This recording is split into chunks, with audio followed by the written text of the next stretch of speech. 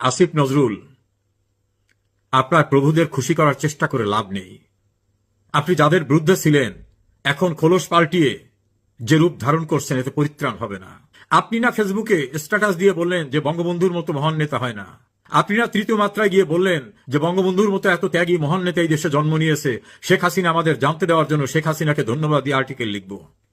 সেই বঙ্গবন্ধুর ভবন গুড়িয়ে দেওয়া, সেই বঙ্গবন্ধুর ভাস্কর গুড়িয়ে দেওয়া, আপনি যাকে নিয়ে ধন্যবাদ জানিয়ে আর্টিকেল লিখতে চেয়েছিলেন সেই শেখ হাসিনার বিরুদ্ধে যে সকল জঙ্গি কর্মকাণ্ড, আপনার কণ্ঠস্বর কি স্তব্ধ হয়ে গেছে নাকি মুখে ক্লুব দিয়েছেন? আপনি তো বলেছিলেন ২৬ লক্ষ ভারতীয়রা এখানে কাজ করে, ক্ষমতায় গেলে কি না করবেন, প্রাইভেট বাসে চলবেন, কত কথা বললেন। কই প্রাইভেট গাড়িতে তো আপনাকে চড়তে দেখি না, অর্থাৎ পাবলিক ট্রান্সপোর্টে। বেয়াদবির একটা সীমা থাকে। কত বড় বেয়াদব সে ফেসবুকে স্ট্যাটাস দিয়ে বলছে বঙ্গবন্ধুর নাম মুক্তিযোদ্ধার তালিকায় থাকতে পারে না কেউ, কারণ তিনি তখন পাকিস্তানের কারাগারে ছিলেন বা পাকিস্তানে আটক ছিলেন। ওর তো জন্ম হয় না, আমি জানি না ওর বাবার জন্ম হয়েছে কিনা ৭১ সালে, আর জন্ম হয়ে থাকলে পাকিস্তানি বাবাদের পক্ষে ছিল কিনা আমি জানি না, কিন্তু আমার সন্দেহ তাই। যদিও ফেসবুকে দেখছি তার বাবার দুর্নীতির কারণে চাকরি গেছে, অনৈতিকতায় জড়িত, চরিত্র নিয়ে বিভিন্ন কথা উঠেছে। বঙ্গবন্ধুকে নিয়ে ঔদ্ধত্যপূর্ণ স্ট্যাটাস দেওয়া, বঙ্গবন্ধু মুক্তিযোদ্ধার তালিকায় থাকবে কি থাকবে না ও বলে, বঙ্গবন্ধু ভবন গুড়িয়ে দিতে ও বুলডোজার পাঠায়। এত দুর্নীতি, এত অনিয়মের অভিযোগ। মাত্র কদিন পূর্বেও যে ছেলে প্লাস্টিকের পন্স পরতো, মেসে থাকতো বা হলে থাকলেও চরম দুরবস্থার ভিতরে ছিল। এই কৃতকর্মগুলির অর্থাৎ এই দুর্নীতি, এই দুঃসাহসিকতার কর্মের সময় বিএনপি একটা প্রতিবাদও করেন নাই। কুমিল্লার মুরাদনগরে আজকে ভয়ঙ্কর সংঘর্ষ হয়েছে। ইউনূস সরকারের প্রভাবশালী উপদেষ্টা আসিফ মাহমুদ সজীব ভুঁইয়ার বাবার সমর্থকরা এবং তাদের প্রতিপক্ষ বিএনপি নেতা শাহ মোফাজ্জল হোসেন কায়কোয়াদের সমর্থকদের মধ্যে। বিএনপির নেতৃবৃন্দের অভিযোগ, প্রশাসনকে নগ্নভাবে কাজে লাগিয়ে বিএনপির উপর হামলা করেছে আসিফ মাহমুদ সজীব ভুঁইয়ার সমর্থকরা, অর্থাৎ তার বাবার সমর্থকরা। ঘটনার উৎপত্তি কদিন পূর্বে যে নির্মম নির্যাতন হয়েছে মুরাদনগরে, সেই ভয়ঙ্কর ঘটনাকে ঘিরে দোষ একে অপরের ঘাড়ে চাপিয়ে দিচ্ছে। তবে শিখারানী নামক একজন টিচার, তিনি প্রকাশ্যেই বলেছেন আসিফ মাহমুদ সজীব ভুঁইয়ার হুকুমে এগুলি হয়েছে। তিনি এই আশঙ্কার কথা বলেছেন যে তার নাম বলার পরে পরিণতি আমার কি হবে জানি না। সেখানকার হত্যাকাণ্ড, সেখানকার নির্যাতন নিয়ে সারা দেশে ব্যাপক আলোড়ন সৃষ্টি হয়েছে। বিএনপির স্থানীয় নেতৃবৃন্দ সহ কেন্দ্রীয় নেতৃবৃন্দ তীব্র ক্ষোভ প্রকাশ করেছেন। কিন্তু এই ক্ষোভটা আপনাদের আগে কেন মনে পড়ল না?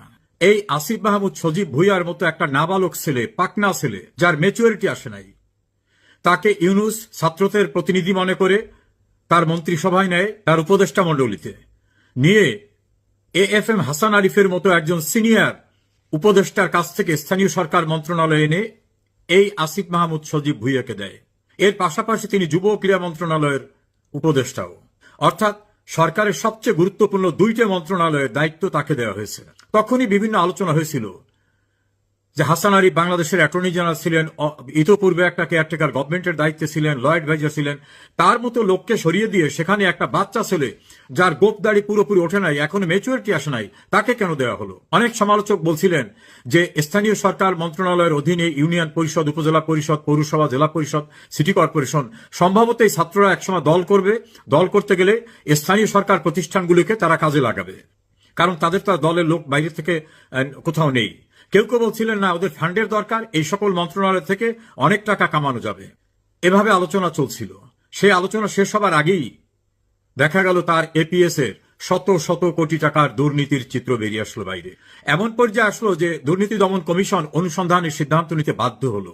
অনেকের ধারণা এই অনুসন্ধান আলোর মুখ দেখবে না, এটা ধামাচাপা হয়ে যাবে। দ্বিতীয় দফা অভিযোগ আসলো এই আসিফ মাহমুদ সজীব ভুঁইয়া ঢাকার 2 সিটি কর্পোরেশনে মেয়র নিয়োগকে কেন্দ্র করে কোটি কোটি টাকা আয় করছেন। একটা কর্পোরেশনের তো নিয়োজিত প্রশাসককে সরিয়ে দিয়ে তার মন মতো আর একজনকে দিলেন। কারো কারো মতো অভিযোগ, পূর্বে যিনি নিয়োগপ্রাপ্ত ছিলেন তিনি সৎ মানুষ হওয়ার কারণে তিনি অনেক কথা শুনছিলেন না। সিটি কর্পোরেশনের টেন্ডার, নিয়োগ সহ ব্যাপক বাণিজ্যের সুযোগ আছে। ঢাকা দক্ষিণে সাবেক মেয়র সাদেক হোসেন খোকার পুত্র ইসরাক হোসেন দাবি করলেন যে তিনি নির্বাচিত মেয়র, তিনি অফিসে কাজ করতে চান, তার সঙ্গে বিতণ্ডায় জড়ালেন।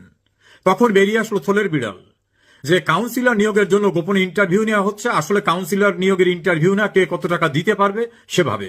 তাহলে ঢাকার 2 সিটি কর্পোরেশনের মেয়র নিয়োগ, কাউন্সিলর নিয়োগ নিয়ে আর্থিক লেনদেনের যে গুরুতর অভিযোগ, সেটাকে উড়িয়ে দেওয়ার মতো না। একইভাবে সারা বাংলাদেশের জেলা পরিষদের প্রশাসক, পৌরসভার প্রশাসক সহ বিভিন্ন স্থানে লোক নিয়োগের ক্ষেত্রে ব্যাপক দুর্নীতির অভিযোগ উঠেছে তার বিরুদ্ধে।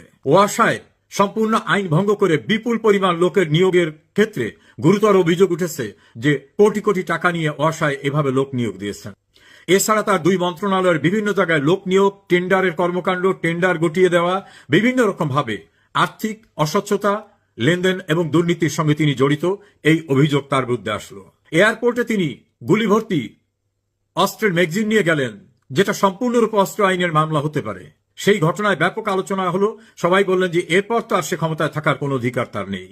দেখা গেল কিছুই তার হলো না। ম্যাগজিনটি যিনি হাতে করে নিয়ে আসলেন তিনিও নিয়ে আসতে পারেন না, তিনিও বহন করেছেন অবৈধভাবে। শুধু এখানেই শেষ না, তিনি বাঙালি জাতির সবচেয়ে গর্বের এবং গৌরবের যা কিছু অর্জন, সব অর্জনের যে সূতিকাগার বঙ্গবন্ধু ভবন, সেই ভবন গুড়িয়ে দিতে তার অধীনস্থ ঢাকা সিটি কর্পোরেশনের বুলডোজার পাঠিয়েছিলেন।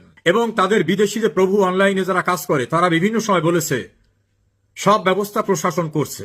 বঙ্গবন্ধু ভবন গুড়িয়ে দেওয়ার বুলডোজার এই আসিফ মাহমুদ সজীব ভুঁইয়া পাঠিয়েছিলেন। শুধু তাই না, এখন যখন বিএনপির ঘাড়ের উপর পড়েছে, বিএনপি নেতা শাহ মোফাজ্জল হোসেন কায়কোবাদের সমর্থকদের অভিযোগ প্রশাসনকে ব্যবহার করে কুমিল্লার মুরাদনগরে নারকীয় তাণ্ডব চালিয়েছে আসিফ মাহমুদ সজীব ভুঁইয়ার এবং তার বাবার সমর্থকরা, তখন বিএনপি টনক নড়েছে।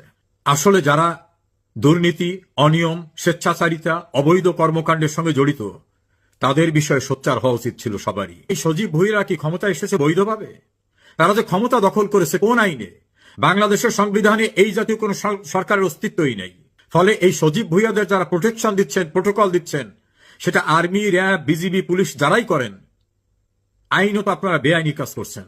যার কোনো বৈধতা নাই, যার কোনো আইনগত ভিত্তি নাই, তাকে আপনি কিভাবে প্রোটোকল দেন? অবৈধ ক্ষমতা দখলকারীদের প্রোটেকশন, প্রোটোকল দেওয়া এটাও কিন্তু অবৈধ। ইতিহাস কিন্তু কাউকে ক্ষমা করে না। আর একজন ওই আর এক আসিফ নজরুল, তিনি তো পাকিস্তানের কে গ্লোরিফাই করার চেষ্টা করছেন, বলছেন যে শেখ হাসিনার আমলে যেটা হয়েছে পাকিস্তানে এরকম হয়নি। আমি জানি না আসিফ নজরুলের তখন বয়স কত, নাবালক ছিলেন নিশ্চয়ই। তিনি কেন এটা করতে গেলেন? একজন বিশ্লেষকের বক্তব্য দেখলাম আজ ইউটিউবে। তিনি বললেন যে ঘাতক দালার নির্মূল কমিটি গঠিত হয়েছিল শহীদ জননী জাহারা ইমামের নেতৃত্বে। তখন যে গণ আদালত হয়েছিল, সেই আদালতে স্বাধীনতা বিরোধীদের যে বিচার হয়েছিল, সেই বিচার প্রক্রিয়ায় আসিফ নজরুল ছিলেন।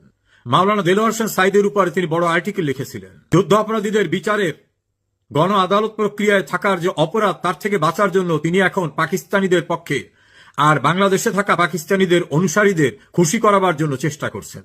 যদিও সেই ৭১-এর ভয়ঙ্কর অপরাধের সঙ্গে জড়িত জামাত ইসলাম, নিজাম ইসলাম, মুসলিম লীগ এবং অন্যান্য যারা, তারাও এমন সাহস করে কথা বলেনি যে ৭১-এর ঘটনা শেখ হাসিনা আমলের চেয়ে কম গুরুত্বপূর্ণ ছিল। আসিফ ভারতীয় নাগরিকদের তো খুঁজে বের করতে আপনাকে দেখি না।